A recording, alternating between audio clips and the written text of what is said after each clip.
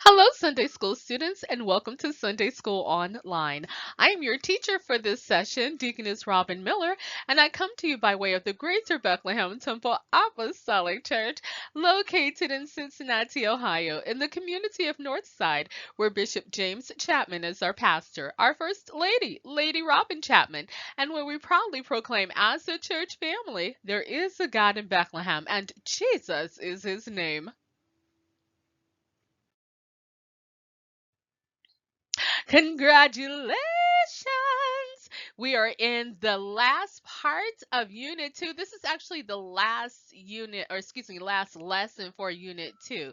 We are doing Lesson 10 this week, and then we move to the next unit. This week, our lesson title is Healing a Blind Man. Our lesson text is John chapter 9, verses 1 through 17, and our golden text, John chapter 9, verse 5.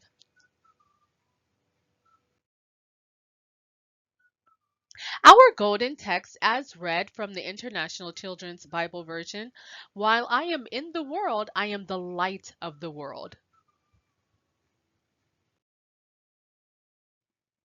Our aim, the purpose of us looking at this lesson, what we hope to get out of it is to see that Jesus heals and makes a blind man see.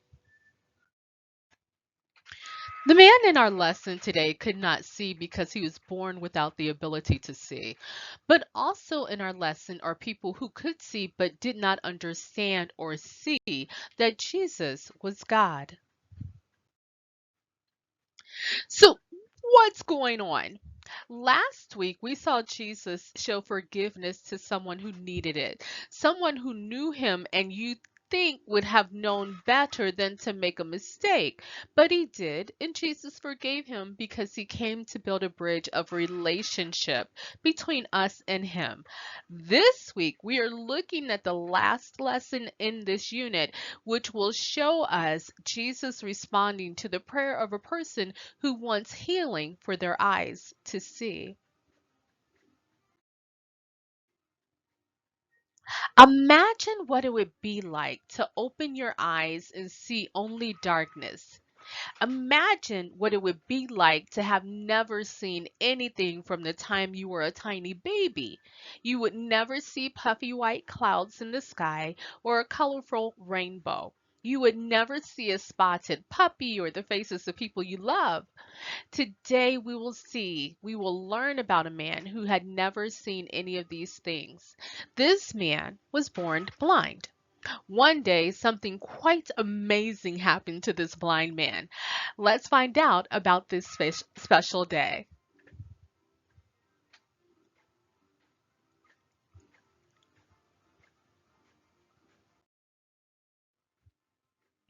As Jesus and his disciples walked from one town to the next, they often talked about important things. On this particular day, Jesus and his followers passed by a man who had been born blind. He could open his eyes, but when he did so, things were just as dark as if he had squeezed them tightly shut. Because he could not see, he could not work, so he had to beg for money.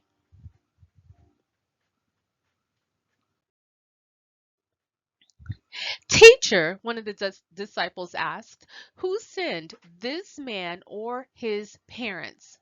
Like many people, the disciples assumed that if someone had a disability, then God must be punishing the person for sinning.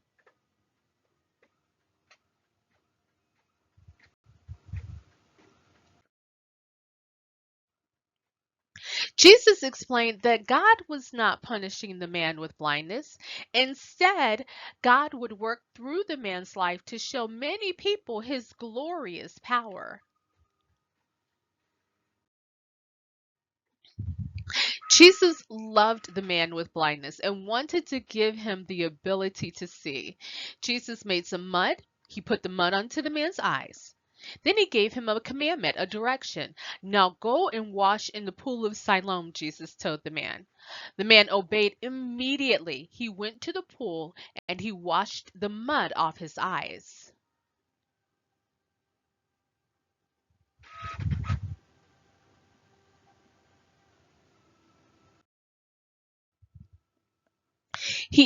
opened his eyes. Immediately, the man could see. Imagine the things he saw for the first time: sunshine, trees, flowers, buildings, and people.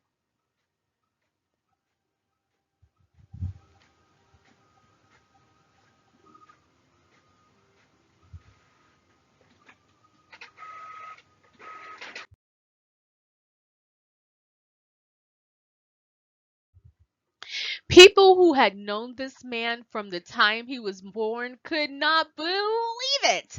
"This is not the blind beggar," they said. "It must be someone who looks like him." "No," the man insisted. "I am the man." "How did Jesus cure you?" the people wanted to know. The man explained exactly what Jesus had done. Then the people brought the man to the religious leaders. "How did Jesus cure you?" the Pharisees asked. Again, the man explained exactly what Jesus had done.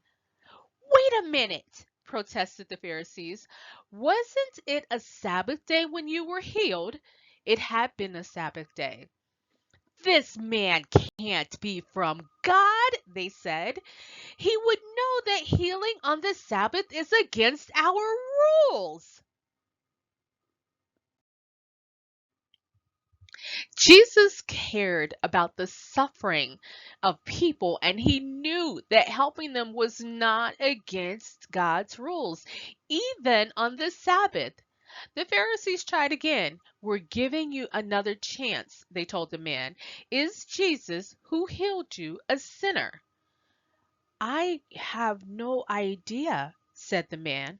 "All I know is that once I was blind, but now I can see." The Pharisees refused to see the evidence that was right in front of them. Only God could make a blind man see, and Jesus had just made it happen.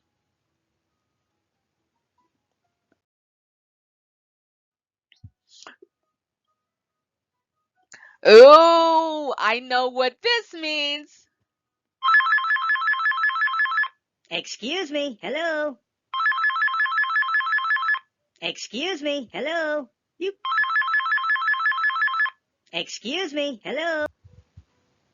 It is time for our review. So everybody get ready. Here is the first question. How long was the man blind? Okay, time's up. Since birth, he was born blind. Second question. Everybody ready? Okay, now I have your attention. Nice. Okay, here we go. What did Jesus do to the man and tell him to do to be healed? Giving you a little extra time for this one. This is a two-part question. Okay, here we go. He put mud on his eyes and told him to go wash in the pool. Okay, last question. Take a deep breath. Let it out. Here we go. See how you do.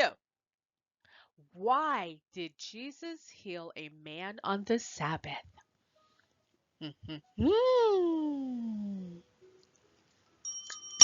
Time's up. Helping people was not against God's rules. And if you also answered this question from our previous Sunday school lesson that Jesus is Lord or has authority over the Sabbath, I will accept that answer too. Very good, class. Thank you for participating.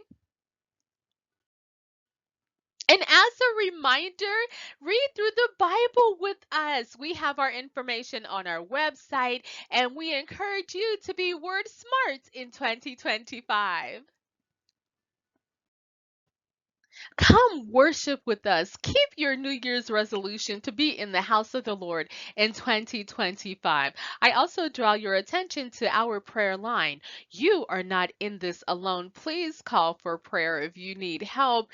And again, you do not have to be a member of the Greater Bethlehem Temple Apostolic Church in order to speak with our prayer ministers. And one last word from our pastor from The last church is not here to hurt you. The church is not set up to run you down. The church is established to help you. If you're hurting, you ought to be here. If you got trouble in your life, you ought to be here. Things ain't going right, this is the right place to be. The church is where crooked is made straight, rough is made plain, sadness made joy. God's house. I've been here since I was 16, 74 now. And I've never seen the righteous forsaken, and I've never seen a seed begging bread. I tell people all the time, hang with Jesus. Whatever, hang on to Jesus. You'll make it. If you hold on to Jesus, you'll make it.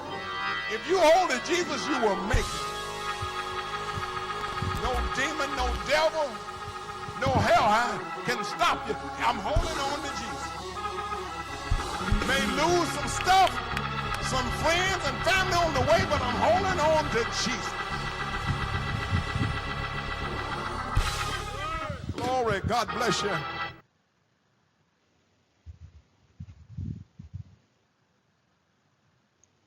I could not have said it better, Pastor. We'll see you at church.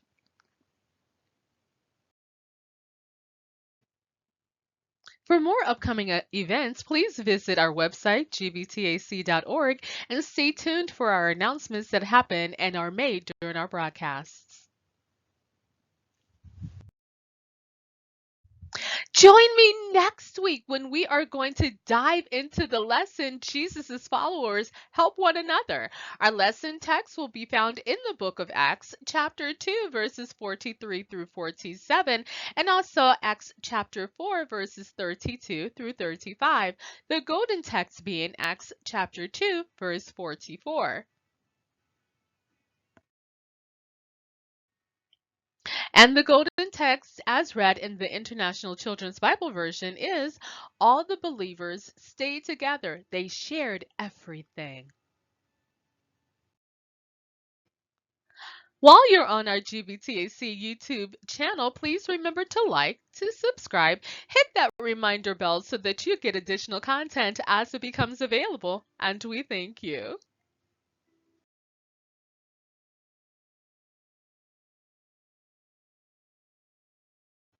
Thank you for joining me for Sunday School Online. Here's hoping that you have a great day. Please remember to join me next time, but don't come alone. Bring your family, bring your friends, bring your co-workers when we will again look into the Word of God. I leave you with my borrowed saying from VeggieTales.